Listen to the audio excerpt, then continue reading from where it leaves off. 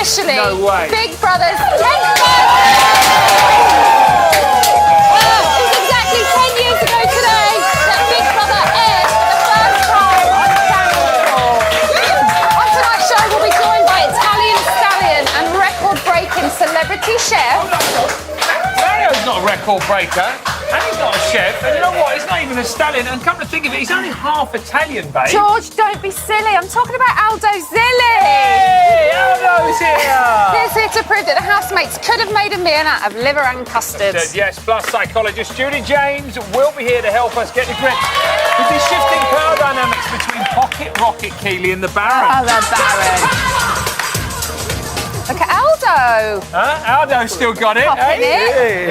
Which is why we want your thoughts on today's burning issue. Is Keeley going to overthrow the Baron? What do we think, guys? Is she? Is she? Who knows? Who knows? And we've got our puppet pal Zig and Zag joining us in the workshop with BB10's Prince of Posh, Freddie Fisher, everybody. This show is looking hotter than a Bombay mixed omelette with a little side of John James. Here's a quick recap of all the action.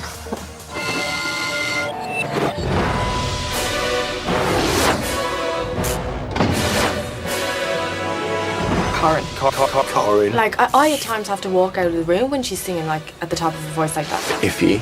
Iffy. Simmering underneeth that beautiful exterior is an interior that could get very malicious at times. Kiva. Kiva? Kiva. I actually dislike her.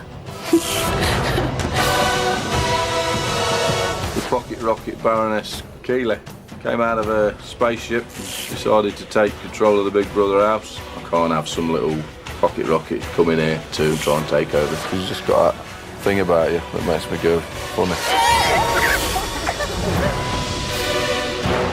Take 3 new housemates, give them 5 ingredients each, then watch as there's gagging and complaining. I wouldn't feed that to my dog. Worst food I've ever had in my life. Should we all give him a 10?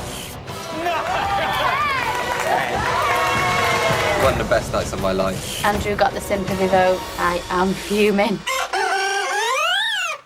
Joining us now is a man who not only knows his onions, but who also holds the world record for tossing a pancake 117 times in a minute! In a minute! Are you serious? Of course he's serious. Simmer down, it's celebrity chef Aldo Zilli, everybody. Hello, Aldo. How are you, mate? You all right? Fantastic. Last night, what a catastrophe in the kitchen, eh? Well, they could have done better. Would you give any of the new housemates a job in one of your restaurants? I don't think so. No. They were diabolical, weren't they? They were. I can understand the young boy. Yeah, Andrew. Because we're going to talk about Andrew first. Actually, we're going to make his recipe or talk about what he could have done better, right? Because he just tried to throw it all in one, and that really. Well, for the starters, he should have separated the ingredients. Okay. You know, we got the chicken livers. I mean, you don't want to put chicken livers with. You don't want to put them with custard. No.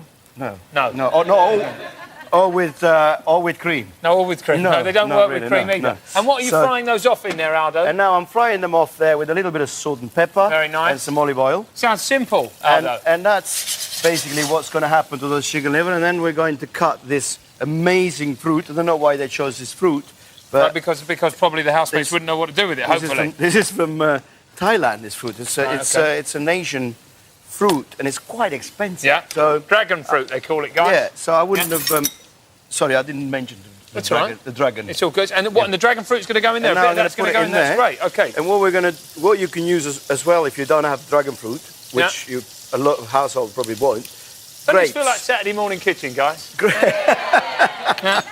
Yeah, it's with worst sort of ingredients. An evening worst ingredients kitchen. Yeah. And what about obviously Nathan's gone now. Steve seems to have stepped up to the mantle in the kitchen. Do you think that's going to be the end of him? I think Steve. No, I think you know what's going to happen. Steve's going to take over. Really? The whole thing because he's going to be a control freak now. Right. Okay. Through his wizardry in the kitchen, you think this might be the making of him because he's been quite quiet, and we kind of hoped for a little bit more from Steve. Really. Well, you know, I was in the army, and when you get that job. Yeah, doesn't like to talk about it, by the way, guys. Not anymore. During the war, what I did was, they obviously discovered I was a chef, so they got me to cook, and I became the most popular person. Really? Okay, so you think this is going to be as soon as you hit the kitchen. Yeah. Basically, what I've done here, so that you know, I've made some custard, or I've reheated some custard either. Okay. When's And custard ever got a reaction like that? That's okay. Then we got this cream that they use.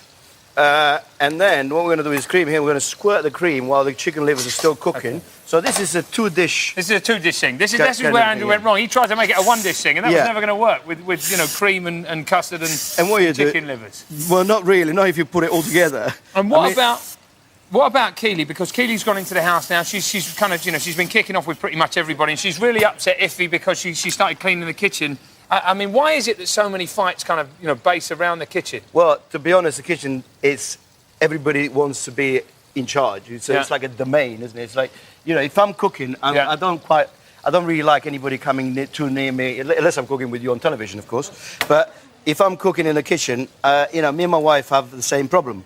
You know, she doesn't like what I do, and I don't like what she does. So you know, there's a bit of a conflict in the kitchen. I'm not surprised she doesn't like what you do if you're doing custard and cream and dragon fruit pies in the kitchen. Tonight, she's probably watching this, and she's saying, "Oh my God, he's gone downhill, that man." Aldo, I'm thinking of having some Aussie mates over, and I wondered if you knew any recipes with crab eyes.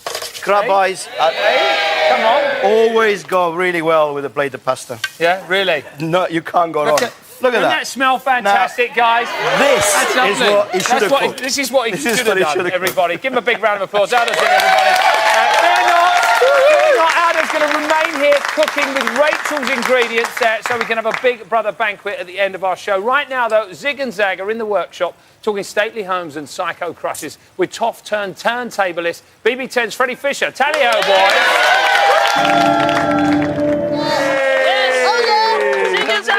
That's right! Don't say we didn't warn you! We're here in the props room and we are honoured. We've laid out the red carpet, ladies and gentlemen, as he's come from Poshland, County Posh. County Posh. It's BB10's Lord Freddie Fisher! Hi,